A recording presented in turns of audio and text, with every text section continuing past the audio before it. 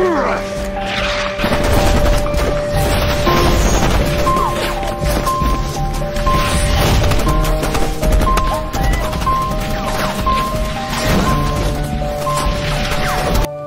semuanya, gimana kabarnya? Semoga dalam keadaan sehat. Kali ini kita akan membahas alur cerita film kisah nyata dari Afrika, menceritakan perang saudara yang terjadi di negara Nigeria. Di tengah kekacauan itu ada sekelompok warga Amerika yang terkurung di negara tersebut. Apakah mereka bisa selamat dari keganasan para pemberontak? Oke, kita masuk ke alur cerita filmnya.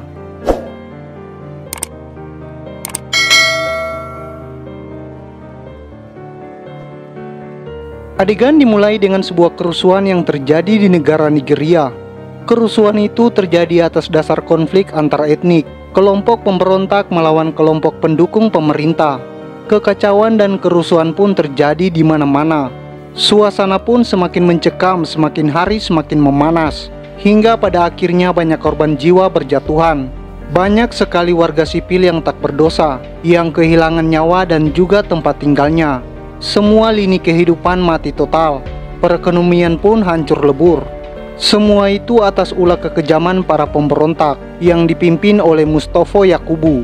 Mustofa Yakubu ini adalah orang yang tidak mengakui kepresidenan Nigeria, yaitu Samuel Ajuka.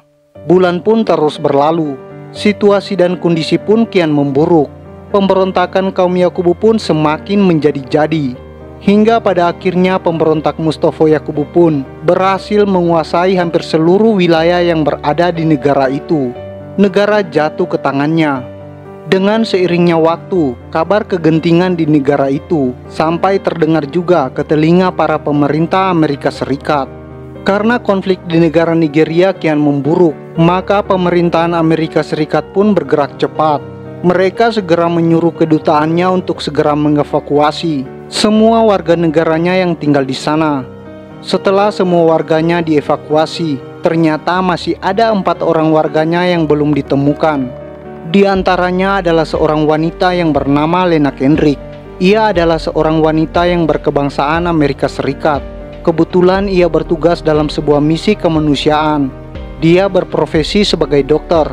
Warga yang lainnya merupakan seorang pendeta, dan 2 lagi adalah seorang suster.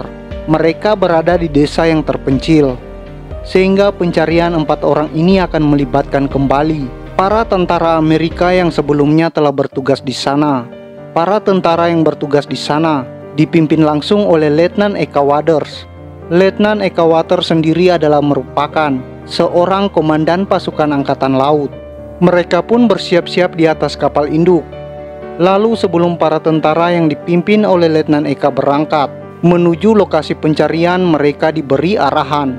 Sebelumnya sang atasan pun memberikan bocoran atas keadaan situasi dan kondisi di sana. Setelah selesai rapat, sang letnan dan para timnya pun berangkat. Mereka menggunakan sebuah pesawat angkutan militer pada malam hari. Mereka mempersiapkan segala peralatan di atas pesawat. Setelah sampai di langit Nigeria, mereka terjun dari pesawat.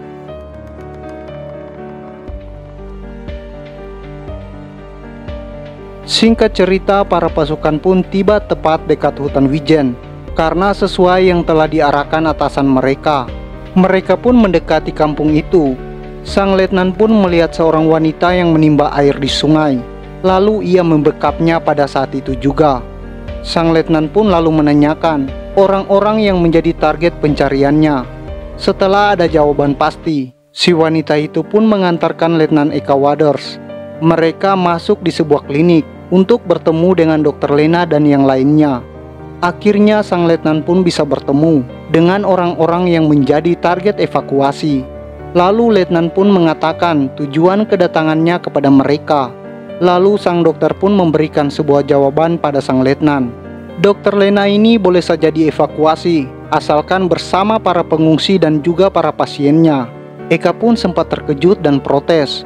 Lalu sang letnan pun segera menghubungi pusat komando. Dia menyampaikan apa yang diinginkan Dr. Lena. Lalu singkat cerita, sang letnan pun mengiyakan permintaan Dr. Lena. Mereka pun segera menyiapkan segala keperluan untuk pergi. Di siang harinya, para pengungsi dan juga para pasien Dr. Lena segera bergegas untuk pergi bersama Dr. Lena. Tapi susteran dan juga pendeta memilih tetap tinggal di sana bersama para pasien dan juga orang-orang yang masih terluka. Sang kapten pusing dibuatnya karena misinya berubah-ubah. Lalu sang pendeta pun mendoakan untuk perjalanan mereka. Akhirnya perjalanan pun dimulai. Para pengungsi dan para pasien Dr. Lena pun berbondong-bondong pergi menuju ke tempat penjemputan. Perjalanan ini pun harus melalui beberapa hutan belantara di negara Nigeria. Mereka tidak bisa melalui jalan umum. Seharian perjalanan pun telah berlalu. Setelah malam tiba, para rombongan pun memilih untuk beristirahat. Para tentara siap siaga untuk berjaga. Tepat di tengah istirahat, mereka pun terancam bahaya. Ini karena para prajurit melihat keberadaan pasukan tentara pemberontak. Selagi ada waktu, sang letnan pun menyuruh para pengungsi dan juga para pasien untuk berpindah tempat. Lalu mereka pun langsung bersembunyi ke semak-semak dengan tujuan agar selamat dari kondisi bahaya. Lalu ketegangan pun terjadi karena salah satu pemberontak melihat mereka. Kemudian sang letnan langsung membunuh salah satu dari para pemberontak itu. Dia melakukan dengan senyap, hingga pada akhirnya keadaan pun segera aman kembali. Lalu mereka pun bergegas pergi untuk mencari tempat yang lebih baik lagi. Para pemberontak tidak menyadari temannya hilang satu. Pada esok harinya para pemberontak pun datang menuju ke tempat di mana para warga, suster dan juga pendeta berada. Di situ terlihat kebiadaban para pasukan Mustofa Yakubu itu. Tanpa ragu sedikit pun mereka langsung membantai semua yang berada di sana, termasuk juga pak pendeta dan susternya.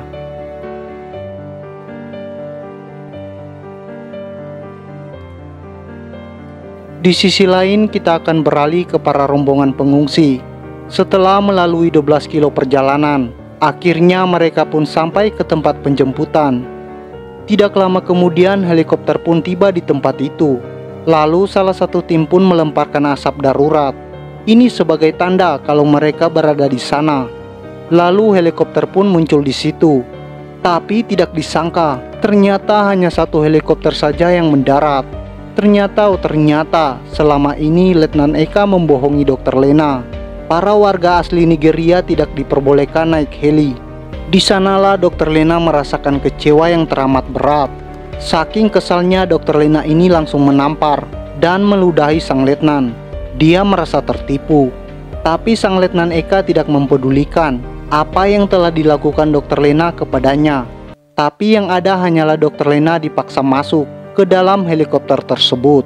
Setelah Dr. Lena ini berada di dalam helikopter tersebut, sang pilot pun menerbangkan helikopternya.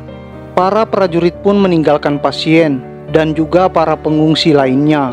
Seolah-olah mereka tidak peduli dan masa bodoh dengan cinta kasih. Di tengah perjalanan, sang letnan pun melihat situasi dan kondisi pada kampung pengungsi. Dengan melihat keadaannya seperti itu, ternyata membuat hati sang letnan pun terpukul. Lalu dia memutuskan untuk kembali lagi ke area pengungsian.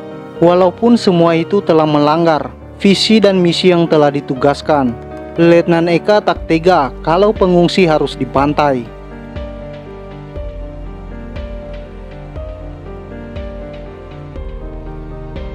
Bagaikan seperti mimpi bagi para pengungsi saat melihat sang letnan dan juga Dr. Lena datang kembali.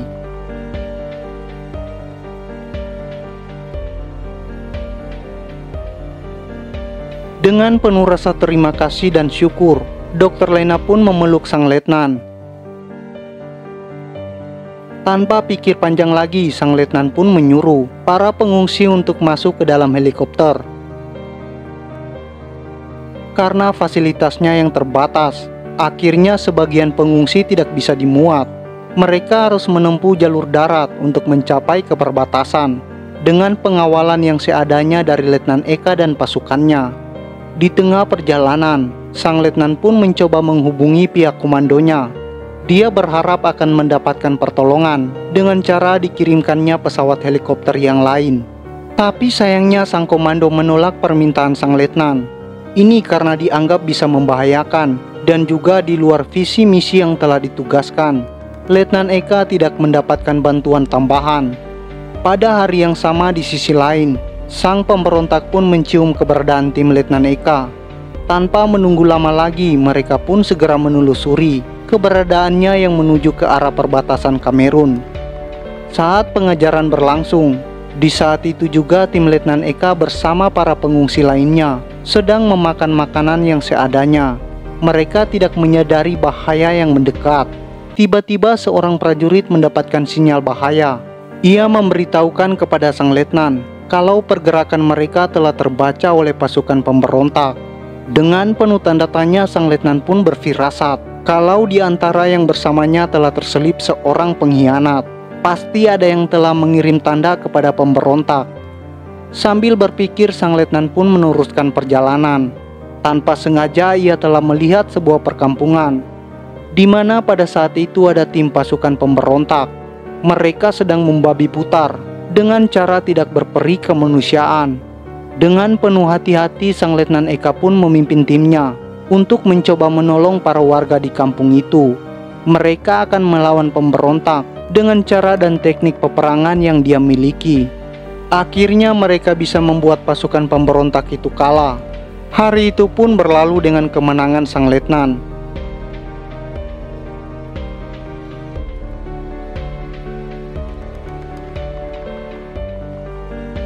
Mereka pun memutuskan untuk beristirahat dari lelahnya perjalanan dan pertempuran.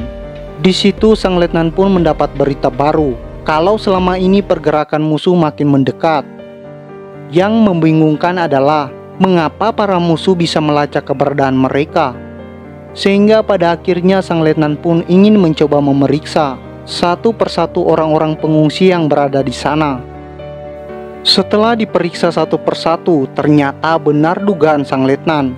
Ada salah satu dari mereka yang berani memberikan sinyal tentang keberadaan mereka. Saat orang itu mau diperiksa, dia melarikan diri.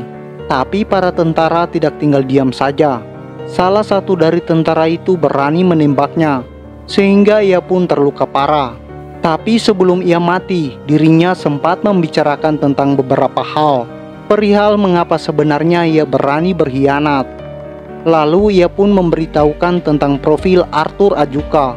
Lalu letnan pun bertanya, siapakah itu Arthur Ajuka? Dia merupakan orang misterius yang berada dalam rombongan mereka. Letnan yang bingung langsung mendatangi rombongan. Dia ingin mengetahui siapa dia sebenarnya. Dia pun mengancam para pengungsi karena tidak ada yang mau buka mulut. Hingga pada akhirnya Arthur Ajuka pun berbicara terus terang. Ternyata dia adalah buronan pertama yang sangat dicari oleh pemberontak. Arthur ini adalah merupakan salah satu anak Presiden Samuel Ajuka, sekaligus anak dari kepala suku terbesar di negara itu. Arthur berhasil selamat dari pembantaian keluarganya.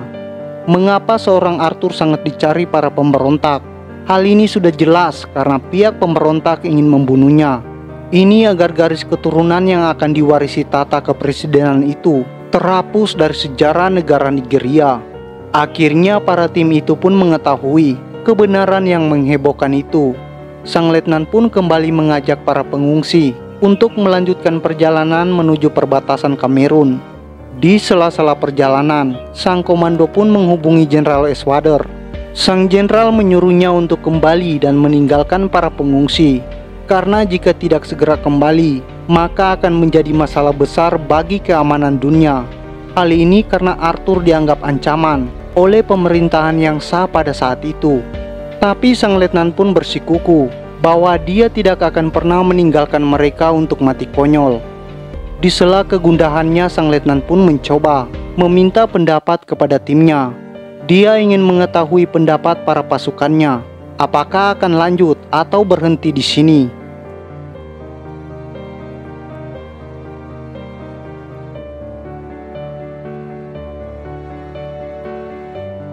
Setelah mendapatkan jawaban yang pasti, para tim pun setuju dengan pemikirannya sang letnan. Hidup atau mati mereka akan tetap bersama dan melindungi para pengungsi. Akhirnya perjalanan pun dilanjutkan.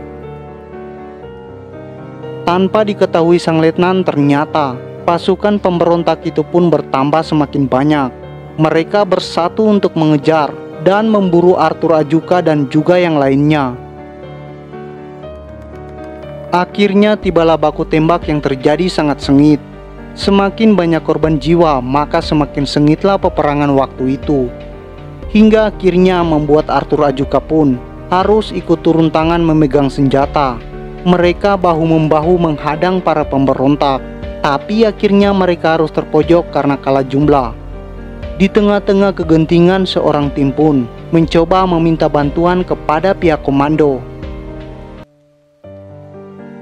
Untungnya pihak komando merespon dengan cepat permintaannya. Tidak lama kemudian pertolongan pun datang. Lalu pasukan pun memberi tanda keberadaan posisi pemberontak kepada pasukan angkatan udara dengan cara melemparkan asap darurat. Pesawat tempur pun melihat signal tersebut. Mereka mendekat pada para pemberontak yang sangat banyak.